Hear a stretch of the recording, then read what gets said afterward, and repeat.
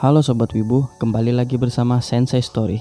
Kali ini kita akan membahas sebuah film dengan judul Byosoku 5 cm.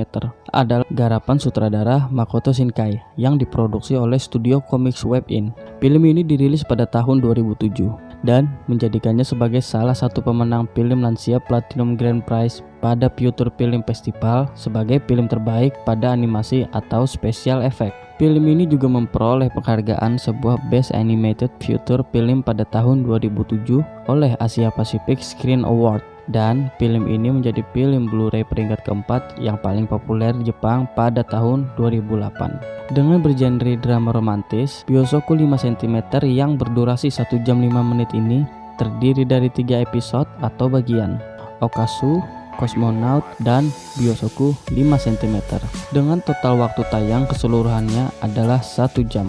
Sebelum kita masuk ke dalam isi ceritanya, jangan lupa ini adalah konten full spoiler. Oke, langsung saja kita masuk ke dalam isi ceritanya.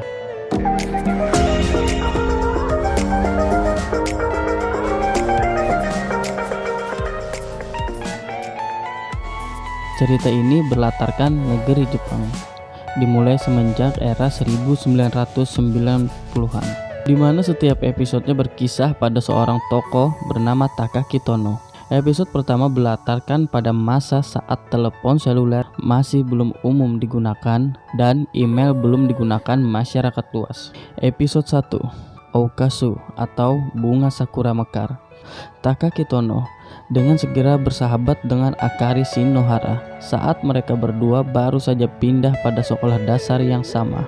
Mereka semakin dekat satu sama lain karena memiliki banyak persamaan sikap dan sifat. Misalnya, keduanya lebih suka bermain di perpustakaan karena mudah sakit. Mereka satu sama lain saling memanggil nama tanpa menambahkan panggilan sebutan, yang menurut kultur Jepang menandakan persahabatan dan keakraban yang mendalam.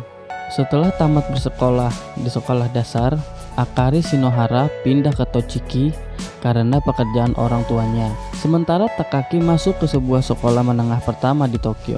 Mereka berdua saling membalas surat dan menghubungi masing-masing.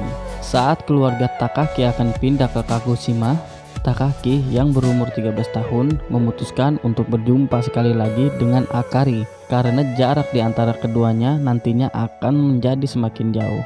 Namun, pada hari yang dinantikannya, badai salju yang dahsyat membuat semua kereta api yang ditumpanginya terlambat hingga berjam-jam. Takaki telah kehilangan harapan untuk bertemu dengan Akari, tidak punya cukup uang untuk membeli makan malam, keterlambatan kereta api yang parah, dan angin yang menerbangkan surat yang disiapkannya untuk Akari membuat Takaki menangis. Ia sampai di Iwapun Tochigi setelah menjelang tengah malam.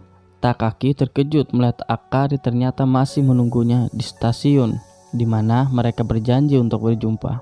Malam itu mereka meluangkan waktu bersama-sama, saling berciuman untuk pertama kalinya di bawah pohon sakura, dan menghabiskan malam sambil berbincang-bincang pada sebuah pondok. Saat berciuman, Takaki sadar bahwa mereka berdua tidak akan dapat bersama karena waktu, dan keadaan akan memisahkan mereka secara beransur-ansur.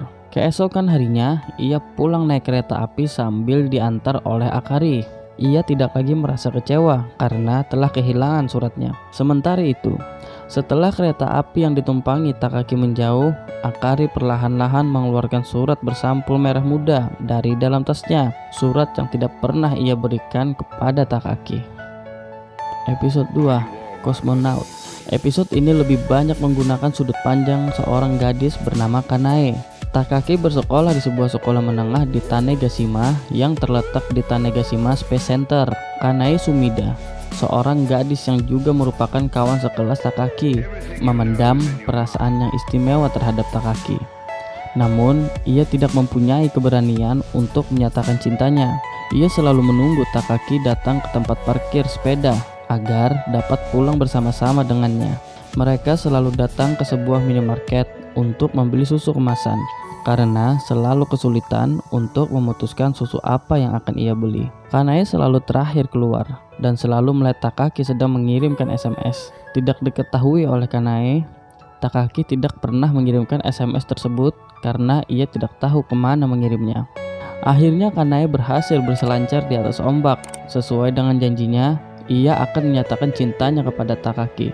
Saat pulang berdua, mereka melihat sebuah roket dikirimkan ke antariksa. Kanae berpikir betapa manusia begitu ingin mengetahui apa yang ada di luar bumi, dan tiba-tiba tersadar mengapa selama ini Takaki selalu terlihat berbeda dari para pemuda yang lain. Takaki seolah-olah selalu mencari sesuatu yang berada jauh darinya. Walaupun ia mencintai Takaki, Kanae memahami bahwa pemuda yang dicintainya itu sedang mencari sesuatu yang jauh lebih bermakna daripada apa yang dapat diberikan olehnya. Itulah sebabnya Kanae memutuskan untuk tidak pernah menyatakan cintanya kepada Takaki, meskipun ia tahu bahwa ia tidak akan bisa dengan segera berhenti untuk mencintainya. Episode 3, Byosoku 5 cm. Pada tahun 2008, ketiga tokoh telah berpisah dan menjalani kehidupan masing-masing. Takaki kini menjadi seorang programmer komputer di Tokyo, sementara Akari akan segera menikah, dan Kanae hanya muncul sekilas tanpa mengeluarkan dialog. Suatu ketika, Takaki sedang berjalan melintasi rel kereta api dan berpapasan dengan seorang wanita yang kelihatannya seperti seseorang yang dikenalinya. Ia berpaling belakang, demikian pula dengan si wanita, tetapi kereta api muncul dan menghalangi pandangan mereka. Cerita bergulir ke belakang. Takaki masih merindukan Akari, sehingga pacarnya yang kini merasa seperti terabaikan. Rindu kepada Akari dan tekanan pekerjaan membuat Takaki meninggalkan pekerjaannya. Sementara itu, Akari yang sedang mengemasi barang-barang lamanya tiba-tiba menemukan sebuah surat bersampul merah muda yang ia tujukan untuk Takaki. Selanjutnya Akari dan Takaki ditampilkan mengucapkan dialog secara bergantian dan saling menyambung mengenai mimpi akan pertemuan terakhir mereka saat salju turun. Kejadian kembali pada saat Takaki menoleh ke belakang setelah melintasi rel kereta api. Dua kereta api akhirnya berlalu, namun ia tidak menemukan seorang pun menunggunya dari balik lintasan. Takaki kemudian tersenyum kepada dirinya sendiri dan terus berjalan dengan latar belakang bunga sakura berjatuhan dari pohonnya. Episode ini diakhiri dengan flashback beberapa kisah yang tidak tampil pada 2 episode sebelumnya, sambil diiringi lagu dari Masayoshi Yamazaki, yaitu One More Time, One More Chance. Segitu saja teman-teman pembahasan film kita kali ini. Terima kasih untuk kalian yang telah menonton konten ini sampai akhir, dan terima kasih untuk kalian yang telah menanti-nanti konten dari Sensei Story. Wassalamualaikum warahmatullahi wabarakatuh.